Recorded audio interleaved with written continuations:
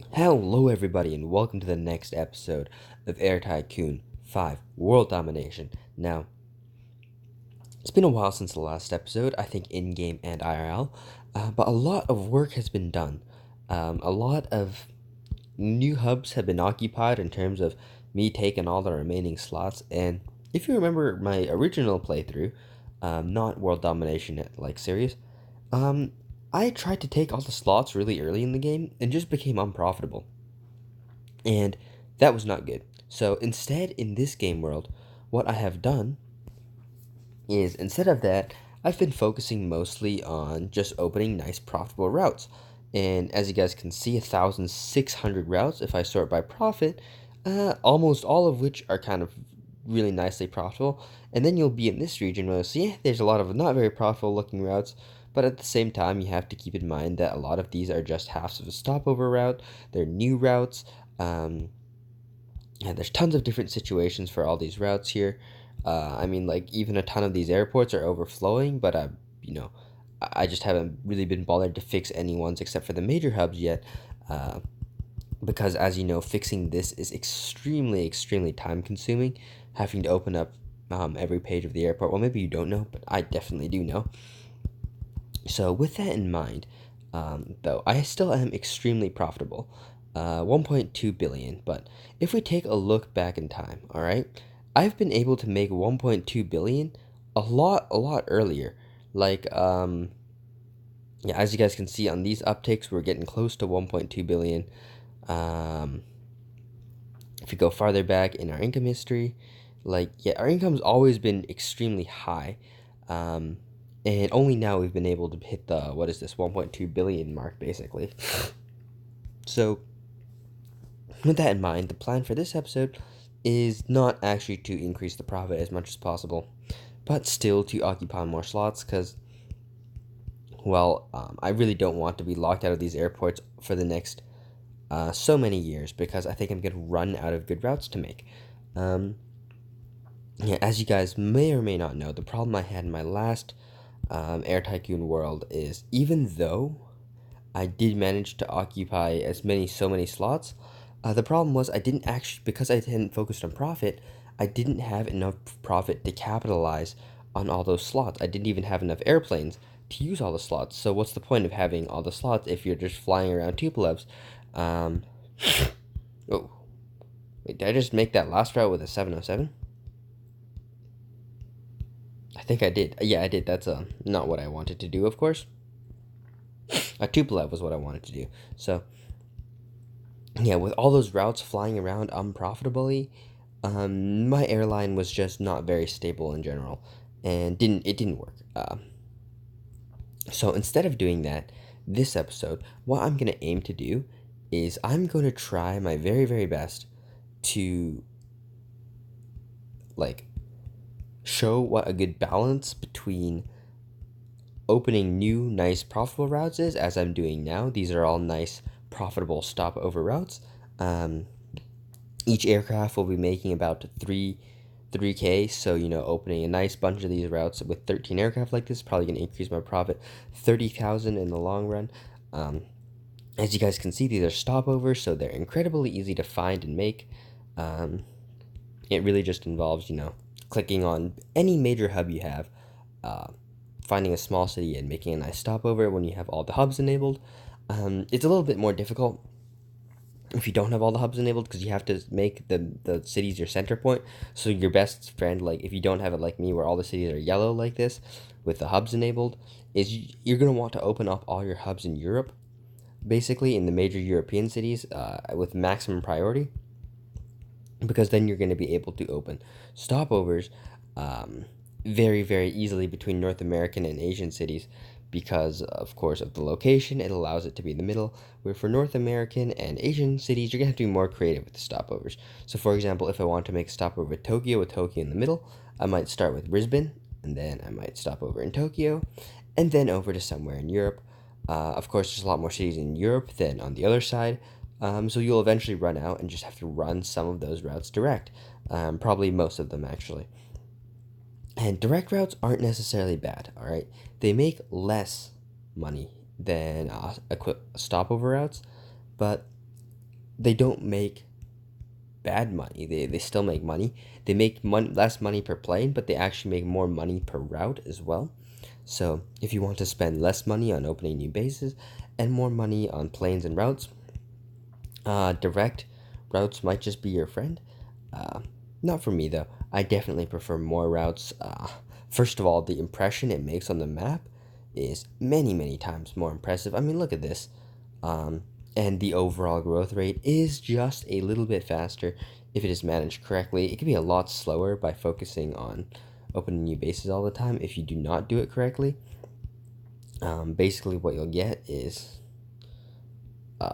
what happened to me in the other world, where your profit is just incredibly low and you can't really compete with people who have high profit because they have more money to do just about everything advertised. Um, they have more money to advertise, more money to spend on this and that and this, and then you just end up falling behind. It's not a good situation to be in. In the meantime, as you guys can see, there's definitely no lack of stopover capable routes. I mean, like this route pair could literally be a 747, but the only reason I'm not bothered is because at this moment I have so many potential stopovers to open. There's no point in fretting over one or two of them, which, could be flown on a bigger plane. Um, Simply put, I'm completely capped out by the number of I need more planes to fill the demand I do have, and I'm not going to be worrying about maximizing the demand I do have, basically.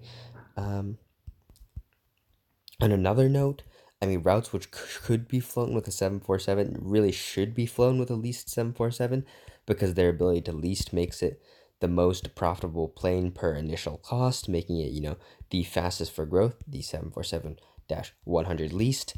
But the fact that it's leased and so big, um, means you really do have to find a route which can support it because it very quickly becomes unprofitable, whereas most other planes would have the margin, smaller margin to work with.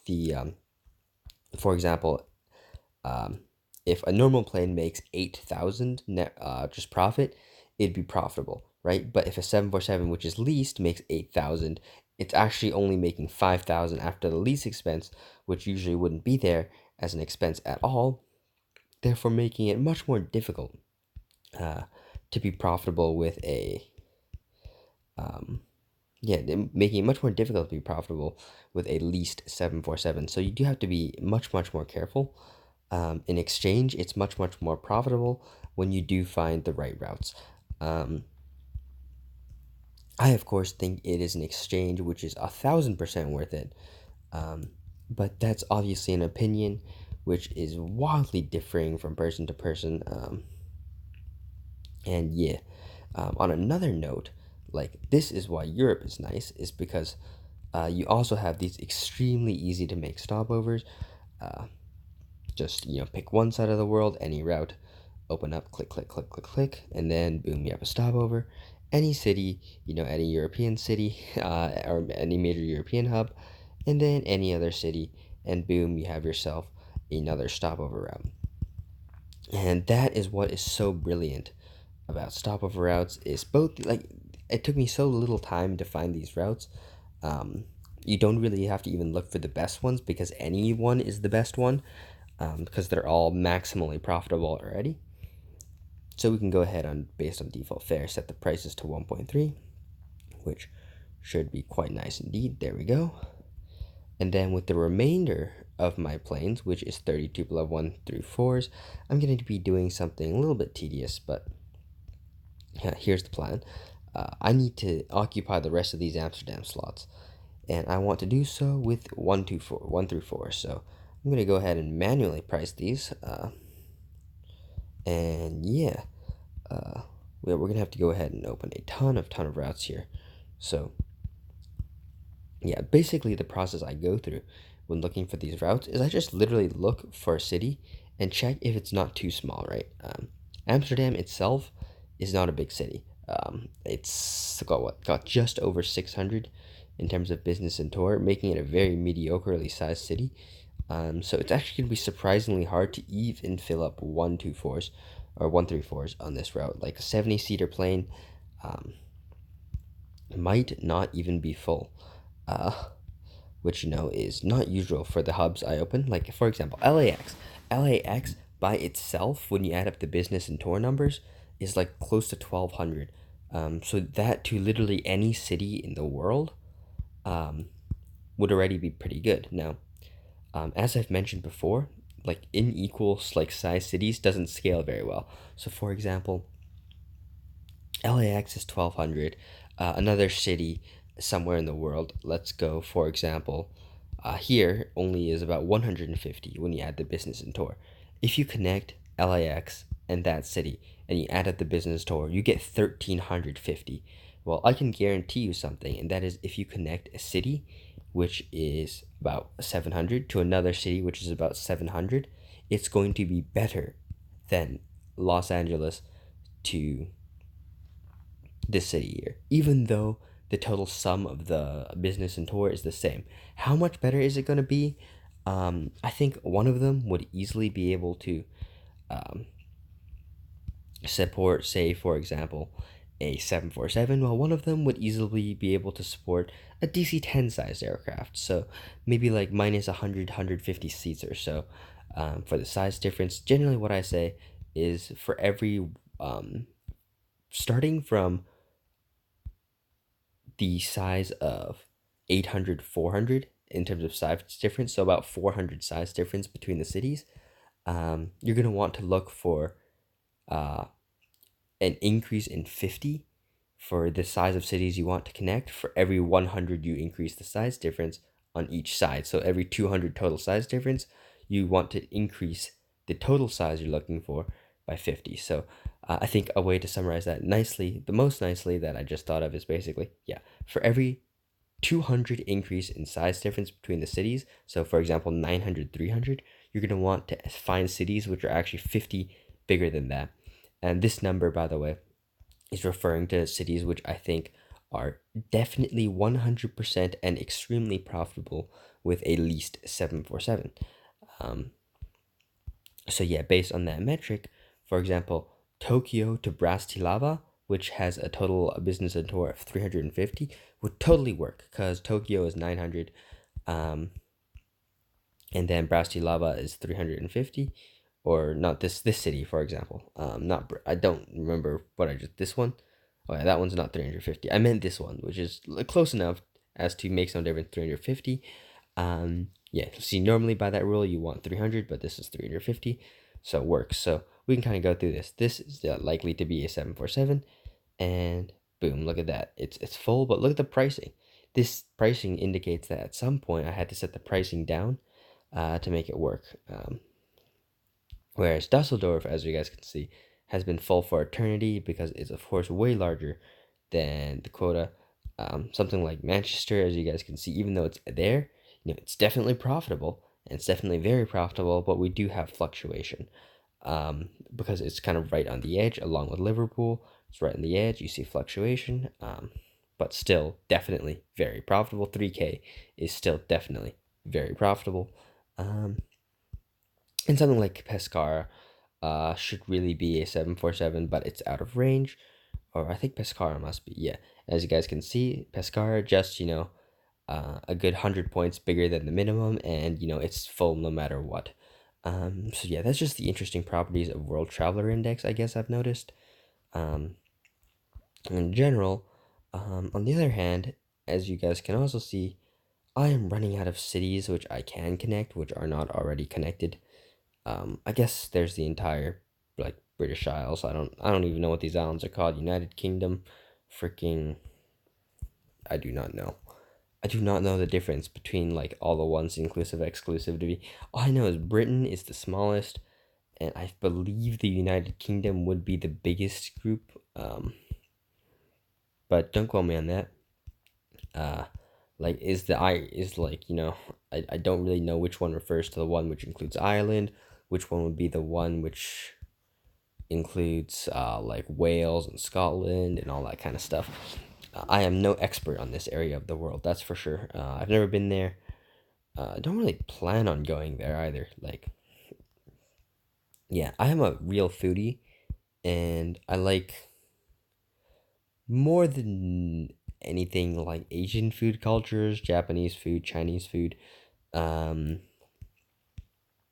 even Korean food, though it's often the Korean food I want to get is a little bit too spicy for me. Uh, but yeah, like Chinese food has the same problem, but it's a bit too spicy for me, but still tasty.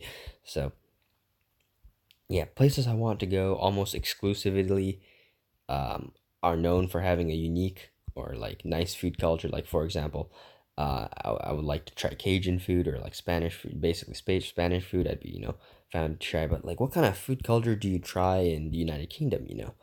Um, they themselves don't have a strong food culture, and then I guess it has quite a multicultural food culture in the sense that you can find restaurants for different kinds of cuisine around the world. In a place like the United Kingdom, where if you go to China, for example, you will find um, Western style restaurants in the sense you'll find fast food chains and stuff like that. But besides fast food chains, you will very rarely find like in America where you'll find some privately owned Chinese restaurant where people can go and eat Chinese food. You will never find an American style American restaurant. You do find like franchised fast food and stuff like that, but never will you find a okay, I say never, but it's highly unlikely or it's much less frequent per population that you're gonna find, um,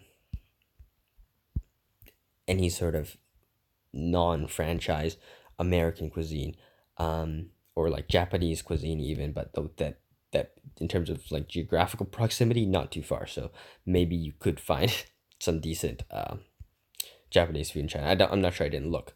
Um, but for example, here I live in Vancouver, and we have the kind of unique and awesome property of having excellent quality of every kind of food already. So like I can find Taiwanese, Chinese, fucking like Persian, like Ethiopian, like anything under the sun you can think of, Jamaican, German, Italian, um, French, Spanish, like Mexican, any food cuisine under the freaking sun you can find here. Um, so I find that like going to another place, which is similar to that, doesn't really offer a great food experience. Well, going to a country with an authentically great food cuisine, like China or Japan, are the actual places that I do kind of want to travel. Um, like I'm not a very enthusiastic traveler. Um, so yeah, I do not. I'm not like extremely like bucket listy kind of person where I want to do all these things in my life. But like if I were to like be in the position to find that I have the time or money to really easily go somewhere, definitely go into the places with good food. Japan definitely next up on my list. Um, yeah, like Japan already has my favorite food culture in terms of sushi, though I know that sushi is not the most common food in Japan by any stretch of the means.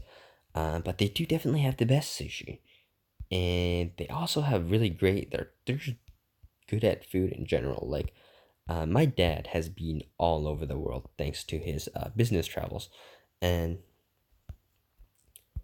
he has like some of the highest praise for Japan. For example, not trying to be racist or to piss off any of my audience, but unfortunately, he has a very low view of Russia, for example. He found that in Russia, everything from businesses to individuals were stingy and not very open and kind. Um, and while those things are not like they're not like completely untrue about fucking Japanese. What Japanese people are is extremely polite, extremely courteous, and who knows what they might be thinking because they won't show it to you, especially if it involves their job, because they're incredibly professional, and most of all, they're incredibly clean. Like anything you can imagine that they do in what he described as the perfect way that it should be done. Um, like something very simple, like you might be hungry on the street and somebody might be selling rice balls, and you can get one of these rice balls and it's just white rice. yet for some reason it tastes more clean and fresh and delicious. Just you can tell that the care has been put into the work and the society. And like for example, if you go to a sports event or something with a like in a Japanese crowd, you, they don't need to hire janitors because it's already clean. Um, they're not going to leave a mess for anyone to clean up. They'll clean it up themselves before leaving. And then not only that, I think this was something that happened at freaking the Rio Olympics or whatever, or not the Rio Olympics, the Rio World Cup, is not only did the Japanese clean up their section of the arena, they cleaned up neighboring sections of the arena too before leaving. Like, where else, what other culture in the world is that civilized and like, and it has its flaws. Like they're not fans of outsiders, from what I can hear, but like I can kind of understand that. I mean, I guess we're not held to a same standard that they are, and that might be frustrating or something, or I don't know. I really don't, but yeah. Anyways, it looks like I need to get some Tupolevs to kind of sort out my slot occupying issues. I still seem to having problems with that. Anyways, with that, let's just make sure there's none of these airports are none of the important airports are overflowing. Like if one's like Athens with like it's kind of a hub is overflowing. Better fix your overflowing hubs. But individual cities, you can wait for a bit later to fix them until there's a bit more of them doing things. A lot of things a lot of one thing at one time is a lot more efficient than doing a lot of shit spread out. Yeah, like economies of scale kind of thing. I said that in probably the least explanatory and most convoluted way possible, but whatever.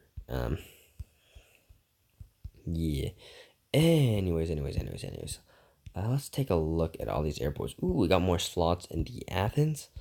Maybe I can make some nice stopovers involving Athens, including massive cities like Taipei. This should really be a 747. Yeah. Let's see how many 747s I could get, though. I mean, realistically, it's one, two, three. Okay. Let's find out how many 747s I need, based on my new hubs. So I counted three. Let's be very like active in making sure we get all of them. Four for Athens. All right. Rome. Um, that's out of range. Range. I could connect these with DC8s though. I definitely will. So none for Rome. How about Madrid? Madrid, I seems to have been covered pretty well. Amsterdam. I don't see any good destinations to land at. So yeah, we're still at four. Where else did we have? So we also made a new Hong Kong hub. So Hong Kong to basically none of these places besides these boys. But then where do you touch down? Toronto? That could work. Yeah, Toronto could work. So let's add Toronto, Milano, Venice, Luxembourg. Let's get a solid 10. We can find homes for 10 747s. I believe we can do that. Yeah, that sounds about right. And then first over anything, let's order fuel. And then order my planes, and then I'll probably just do some playing off camera. Get this world rolling a bit. So let's get 10 more 747s. Boom, let's pop that in.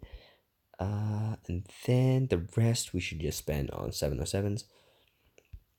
As you guys can see, I go for maximum fuel efficiency with some extra range as well. Yeah, maybe I should start going for speed, but fuel efficiency is more important, and so is range than speed, because speed will just rarely ever give you an extra schedule. When it does, of course, it's hella good, but I don't think it's frequent enough to matter. But yeah, I'm gonna struggling with scheduling all these planes slowly and steadily. But yeah, that's probably gonna be it for this episode. Just before every time before you leave this game, just throw it a save. It will save you so much time. On the other hand, I just want to take a look at these guys and make sure their plane count is still increasing. Because I really don't want these guys to save up for an airport. I wish I could see their actual cash and stuff like that. All I can kind of do is just hope and pray they don't have an airport yet, and airport profit's still zero. So, I don't really quite know when they're gonna start showing up with airports everywhere. But this guy's been at 212 airplanes for a while. So I can assume they're saving up for an airport, but I've realized there's no way I can possibly buy every single airport in the world before an AI grabs a single one. That's simply impossible. And if I grab one, I'm guessing their AI is just going to grab another. Um, yeah, so airports are definitely inevitable. There's no way I can get a lot of the slots and still a lot of the